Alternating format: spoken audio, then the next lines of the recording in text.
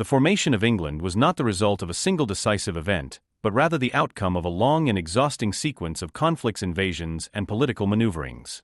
4 centuries different peoples fought over the land that would become England. Waves of conquest followed by reconquest defined the early history of this island kingdom. By the early Middle Ages, the Anglo-Saxons had established dominance and a recognizable kingdom of England had emerged. Yet the mere creation of a state did not mean security. Other powers coveted the same land and sought to impose their authority over it. One of the greatest challenges to Anglo-Saxon control came from across the English Channel in the form of the Normans. The Normans themselves were descendants of Vikings. During the 9th and early 10th centuries, Viking raids terrorized much of Europe, including the coasts of France. In 911, the Frankish ruler Charles the Simple adopted a pragmatic solution to the problem. Instead of endless warfare, he negotiated directly with the Viking leader Rollo. Charles granted him the land that would become known as Normandy in exchange for his loyalty and a promise to defend the region against further Viking incursions. This agreement not only secured the northern coast of France, but also allowed the Vikings to establish themselves permanently as rulers. Over time, these Norse settlers assimilated into the surrounding French culture, adopting the language, customs, and feudal system of their neighbors. They did not, however, lose their martial spirit, and the Duchy of Normandy quickly became a formidable power in its own right. Meanwhile, in England, the Anglo-Saxons faced their own struggles against Viking invaders.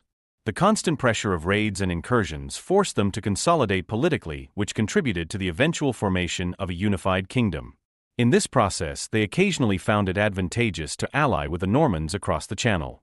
The marriage of King Ethelred II of England to Emma of Normandy in 991 exemplifies this strategy. The union was intended to solidify ties between the two regions and ensure support against Viking attacks. That alliance proved useful in 1013 when renewed invasions forced the Anglo-Saxon royal family to seek refuge in Normandy. For nearly 30 years, exiled English rulers remained there until circumstances allowed them to reclaim their throne. Despite these moments of cooperation, relations between the English and the Normans were never entirely stable. The fragile balance collapsed in 1066 with the death of Edward the Confessor, who left no heir. Edward's passing created a power vacuum that several claimants sought to fill. The Anglo-Saxon council, known as the Witenagemot, chose Harold Godwinson, the powerful Earl of Wessex, as the next king. Yet this decision was immediately challenged by rival claimants abroad. In Norway, King Harald Hardrada asserted that he had a legitimate right to the English throne. His claim stemmed from an earlier agreement between Magnus I of Norway and Hartha Canute, who had ruled Denmark and England. The arrangement stipulated that if either ruler died without an heir, the other would inherit his realm. Since Magnus predeceased Hartha Canute, the claim passed in theory to Harald Hardrada as his successor. Although the connection was tenuous, Harald was determined to enforce it militarily. At the same time, William, Duke of Normandy, also claimed the throne. William argued that his familial connection to the English royal line through Emma of Normandy gave him a right of succession. Furthermore, William asserted that Edward the Confessor had promised him the throne years earlier, and that Harold Godwinson had even sworn an oath to support William's claim. Whether or not these assertions were accurate, they provided William with justification to pursue his ambition by force. Thus, England in 1066 became the target of 2 separate invasions. The first came from Norway.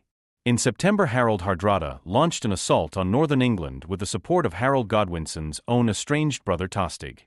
The invading army achieved an initial victory at the Battle of Fulford near York.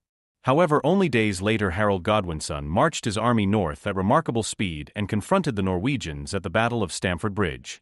In a fierce and decisive clash, the English inflicted a crushing defeat on Hardrada's forces.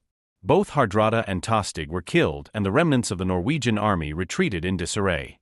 Although victorious, Harold's army paid a heavy price at Stamford Bridge.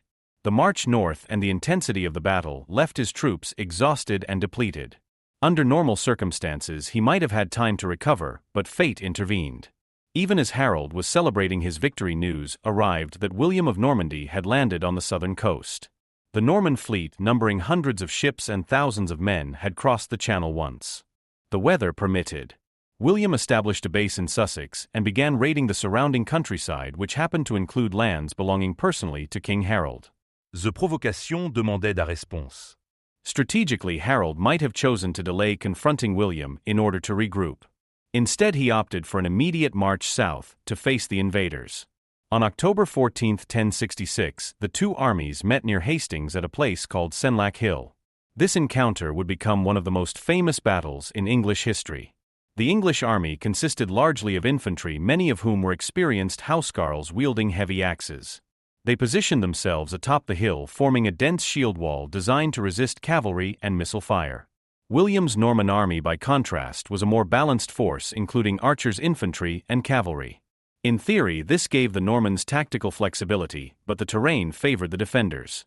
At the outset, William ordered his archers to bombard the English lines. The missiles proved largely ineffective, as the shield wall held firm and the elevated position gave the defenders an advantage.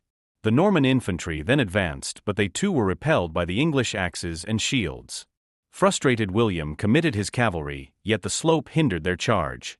Those who reached the English line were cut down in brutal fighting. For a moment it seemed as though the Normans might be defeated. Disarray spread among William's troops and parts of his line began to retreat. The situation worsened when William was unhorsed and rumors spread that he had been killed. In reality, he quickly remounted and rode among his men to restore order. His survival and leadership stabilized the Norman army at a critical moment. Meanwhile, some English soldiers broke ranks to pursue the retreating Normans down the hill. 10 décisions pouvaient être désastreuses. Once on open ground, without the protection of the shield wall, they were vulnerable to counterattack. Norman cavalry wheeled around and slaughtered the pursuers. Recognizing the effectiveness of this maneuver, William deliberately employed a strategy of feigned retreats during subsequent phases of the battle. Each time English troops chased the apparent fugitives, the Normans turned and destroyed them. Gradually, the shield wall weakened as its discipline eroded. The climax, comme Harold Godwinson was killed. Accounts differ on how he died, with some sources claiming he was struck by an arrow to the eye and others suggesting he fell beneath Norman swords. Whatever the manner, his death shattered English resistance. Leaderless and exhausted, the Anglo-Saxon army collapsed. The Battle of Hastings was a decisive victory for William. In the aftermath, he advanced through southern England, securing the submission of key towns and nobles. By Christmas of 1066, he had consolidated enough power to be crowned King of England at Westminster Abbey. His coronation symbolized not merely a change of ruler, but the beginning of a new era in English history. William's conquest was not uncontested. Resistance continued for years as various regions rebelled against Norman rule. Harold's sons attempted to regain power through uprisings, while external forces from Denmark and Scotland launched their own invasions. Yet William systematically crushed these challenges. Through military campaigns, fortifications, and the redistribution of land to his Norman followers, he established firm control over the kingdom. The long-term consequences of the Norman conquest were profound. The introduction of Norman aristocracy transformed English society. The old Anglo-Saxon elite was displaced and replaced by Norman lords who imposed their language and culture. French became the language of the court and administration, influencing the development of English. The feudal system was strengthened, with William distributing land to his supporters in exchange for military service. Castles proliferated across the landscape, serving both as defensive strongholds and as symbols of Norman authority. Administratively, William sought to solidify his rule through careful record-keeping. The most famous product of this effort was the Domesday Book, compiled in 1086. This survey catalogued the landholdings and resources of the kingdom, providing a detailed account for purposes of taxation and governance. It remains one of the most remarkable documents of medieval Europe and illustrates the thoroughness with which William sought to control his realm. The conquest also reshaped England's place in Europe. Previously somewhat isolated, the kingdom became integrated into the political networks of Normandy and continental powers. The close ties between England and Normandy created both opportunities and challenges as English monarchs became entangled in continental disputes. Over the centuries, this would lead to conflicts such as the 100 Years' War, but it also stimulated cultural exchange and growth. Looking back, historians often describe the Norman conquest as the last successful invasion of England. Subsequent attempts by foreign powers to subdue the island met with failure. William's achievement was extraordinary not only because of the military feat itself, but also because of the enduring changes it brought. Language, law, architecture and gouvernance all bore the mark of Norman influence. At its core, the conquest was driven by William's belief in his right to rule. Whether based on genuine promises, blood ties, or ambition, William's conviction propelled him across the Channel and into one of the most decisive battles in history. The role of Harold Hardrada also cannot be ignored, for his invasion, though defeated, fatally weakened the English defense and left Harold Godwinson vulnerable. Had events unfolded differently, perhaps Harold might have withstood William's challenge. Instead, the convergence of circumstances in 1066 sealed England's fate. The story of England in the 11th century, therefore, is one of transformation through conflict. From the early struggles of the Anglo-Saxons to the dominance of the Normans, the island was shaped by external pressures and internal rivalries. The events of 1066 stand as a turning point, after which the trajectory of English history was forever altered.